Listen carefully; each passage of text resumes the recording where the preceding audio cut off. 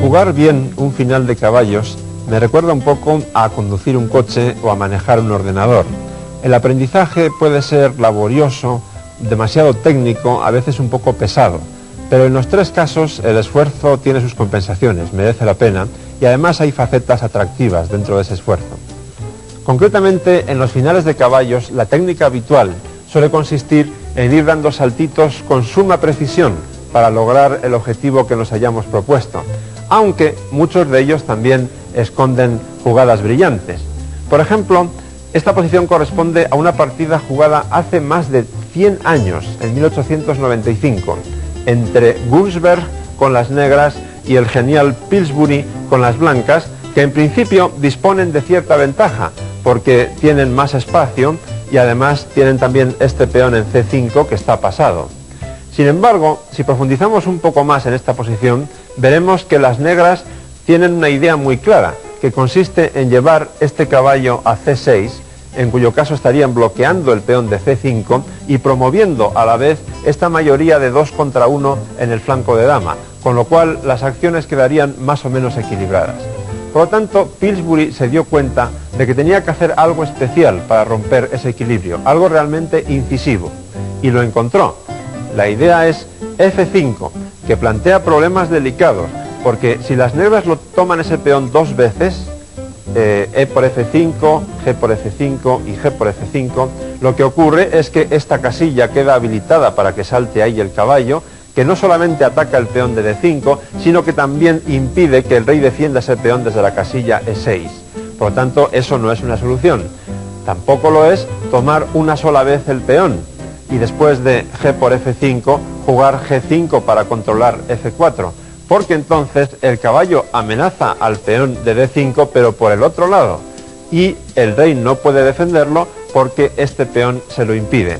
Es decir, eso tampoco sería una solución para las difíciles amenazas planteadas por las blancas con su última jugada, que ha sido F5.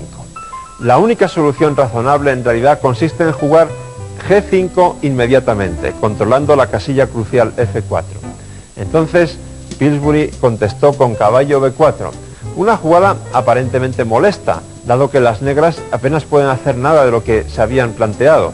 El caballo no puede ir a C6, este caballo está presionando en estos dos peones.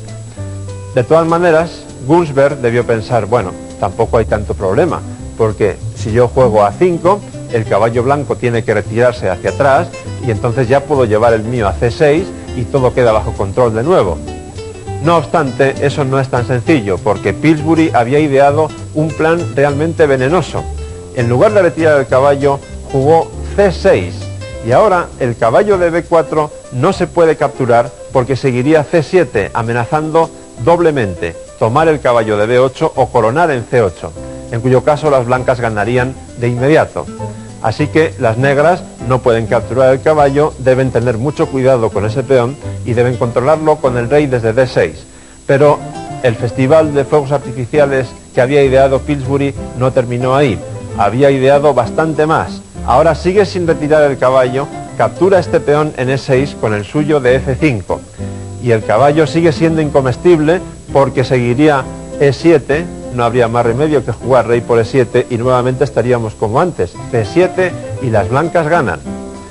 Por lo tanto, Gunsberg calculó un rato y vio que tenía una solución, en apariencia, que es capturar ese peón con el caballo. De esta manera se pasó a un final de reyes y peones, ya no hay caballos. Y además Gunsberg debía estar bastante tranquilo, porque aparentemente este rey va a jugar a D6, el peón de E6 está perdido, las negras quedarían con un peón de ventaja e incluso ganarían la partida. Pero, insisto, Pillsbury había profundizado mucho y aquí hizo otra sorpresa. E4. Hay que tomar ese peón. D5 jaque, evidentemente no se puede tomar en D5 porque E7 y el peón corona. No hay más remedio que colocar el rey aquí. A continuación, Pillsbury ataca este peón descarriado de las negras, que responden avanzando su mayoría en el flanco de dama.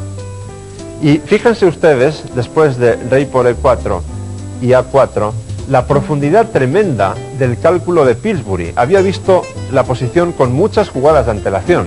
Si quieren comprobarlo, aquí Pillsbury jugó rey d4, congelen esta imagen y pongan la posición en el tablero en su casa y verán que el rey ha llegado justo a tiempo para capturar el peón d4 y al mismo tiempo evitar que este peón llegue a A1, en la variante, por ejemplo, b3, A por b3, A3, etc. El rey llega justo a tiempo para capturar ese peón.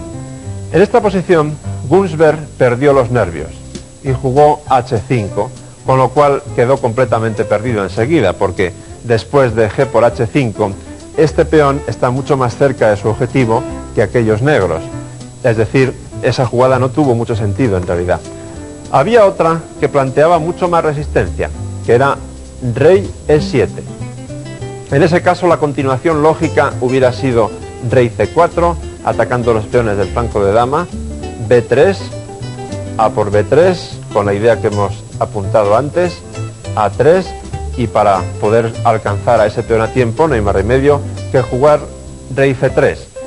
Aquí todavía las negras dispondrían de un recurso casi desesperado, pero que podría ser eficaz, que es jugar f5 con el fin de desatascar estos peones que tienen el flanco de rey, g por f5, g4, ahora las blancas dan cuerda a su peón del flanco de dama, h5, asistimos a una especie de carrera de peones, b5, h4, b6, a2. La idea de esta jugada es que las negras den ese peón en a1, lo sacrifiquen, para que uno de estos corone con jaque. Ese es el último recurso que tienen las negras. Hay que jugar rey b2. Y ahora g3, h por g3 y h por g3. Pero entonces Pillsbury vuelve a replicar brillantemente. En lugar de permitir ese truco de las negras, que ocurriría si las blancas jugasen ahora b7, intercala una jugada intermedia clave, d6, devolviendo la misma pelota. Es decir, la idea es que ahora, después de rey por d6, b7 amenaza coronar con jaque. Por lo tanto, obliga a jugar rey c7 y entonces sigue e7 y contra g2, b8, dama, jaque y las blancas coronan este otro peón y ganan la partida. Pillsbury fue uno de esos campeones sin corona que adornan y abrillantan la historia del ajedrez. Como ustedes han visto, siempre estaba ojo a visor. Incluso en las posiciones aparentemente más sencillas, buscaba las complicaciones tácticas y la brillantez. Yo les aconsejo que ustedes hagan lo mismo. Los finales de caballo son distintos de otros finales porque las reglas de la geometría no se aplican necesariamente. Habrá posiciones muy diferentes, pero lo que hay que recordar es que el caballo no puede ganar un tiempo, un turno de juego. Eso es crucial. Los caballos se mueven todos de la misma manera. Tenemos un final de caballos. Si tenemos una posición cualquiera, como esta, si se mueven los caballos, nunca podrás empujar al rey negro. E incluso en una situación extrema, el caballo no puede ganar un tiempo. Y en muchos finales de caballo tienes que utilizar una valoración general, porque las reglas no siempre se pueden aplicar. Ambos caballos se mueven a la misma velocidad. Y hay un cierto parecido con los finales de peón, porque las ventajas normales son casi las mismas.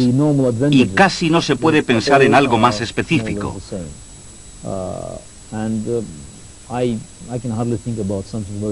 Bueno, siempre es bueno que el caballo esté centrado.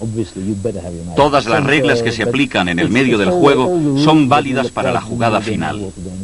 Y hay que vigilar al oponente, porque el caballo es una pieza muy complicada.